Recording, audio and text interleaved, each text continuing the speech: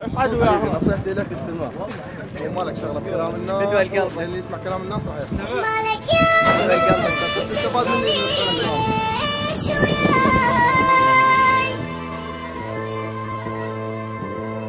راح ومرجع محبوبي محبوبي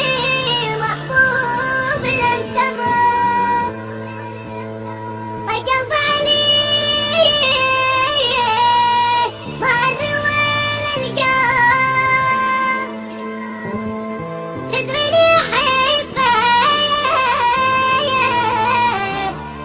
وقلبي